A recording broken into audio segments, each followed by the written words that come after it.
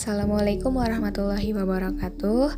Nama saya Salma Nisrina Cahyani, saya dari kelas 12 IPA 7. Di sini saya akan menjelaskan materi tentang surat lamaran pekerjaan. Apa sih surat lamaran pekerjaan itu?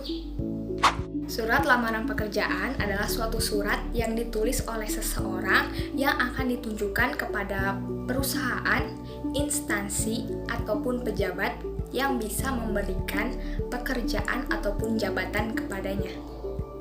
Surat lamaran pekerjaan terbagi menjadi dua macam. Yang pertama, surat lamaran pekerjaan yang digabungkan dengan riwayat hidup atau kurikulum vitae, atau yang sering kita sebut atau sering kita dengar adalah CV. Yang kedua, surat lamaran pekerjaan yang dipisahkan dengan riwayat hidup. Nah, biasanya kebanyakan orang membuat surat lamaran pekerjaan menggunakan jenis yang kedua ini. Surat lamaran pekerjaan. Yang pertama, fungsi utama dari surat lamaran pekerjaan adalah sebagai tanda tertulis atau resmi pengajuan permohonan pekerjaan. Yang kedua, fungsi dasar dari surat lamaran pekerjaan yaitu sebagai alat komunikasi. Yang ketiga, sebagai bahan pertimbangan perusahaan dalam menerima si pelamar. Struktur surat lamaran. Yang pertama, tempat dan tanggal pembuatan surat. Yang kedua, lampiran. Yang ketiga, halaman. Yang keempat, alamat surat. Yang kelima, salam pembuka.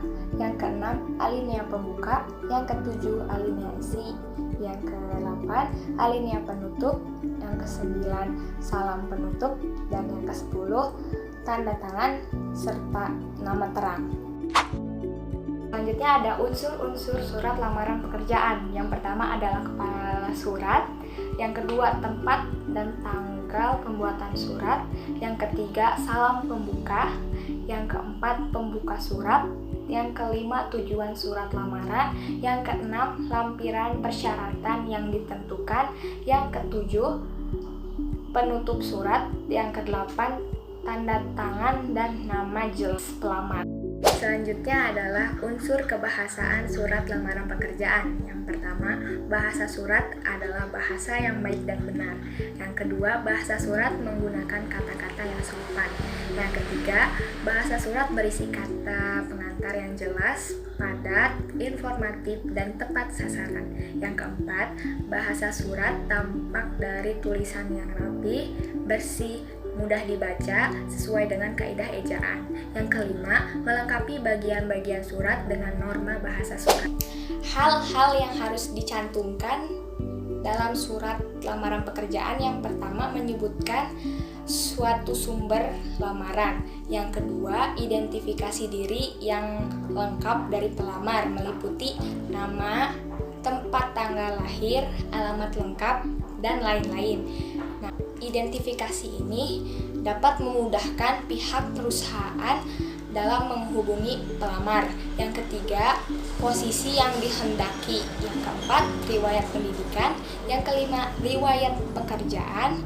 Yang keenam, kemampuan lain yang dimiliki. Yang ketujuh, surat referensi. Cara membuat surat lamaran pekerjaan. Yang pertama, gunakanlah bahasa yang sopan dan baik. Pergunakanlah bahasa yang formal karena surat lamaran ini bersifat resmi, jadi jangan menggunakan bahasa yang tidak patut. Yang kedua, tulislah dengan kalimat yang jelas, padat, dan tidak bertele-tele. Yang ketiga, tulislah dengan manual menggunakan tangan. Yang keempat, perhatikan kebersihan, jangan ada coretan ataupun bekas penghapus. Yang kelima, isi data diri dan informasi dengan lengkap.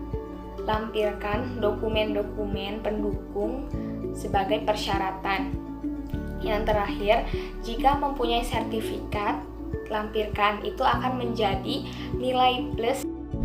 Ciri-ciri surat lamaran pekerjaan. Yang pertama, tempat dan tanggal ditempatkan di pojok kanan atas tanpa titik di akhir. Yang kedua, kata lampiran dan perihal tidak bisa disingkat seperti lam atau hal. Yang ketiga, setelah kata dengan hormat harus menggunakan koma. Yang Yang keempat, dalam alinea pembuka sebaiknya harus menggunakan bahasa yang baik dan sopan. Yang kelima, mencantumkan identitas diri, lampiran, maksud, dan tujuan selengkap mungkin. Terakhir, dalam penutup kita harus menunjukkan keantusiasan kita dalam melamar suatu pekerjaan pada instansi. Oke, cukup sekian dari saya. Kurang dan lebihnya mohon dimaafkan. Wassalamualaikum warahmatullahi wabarakatuh.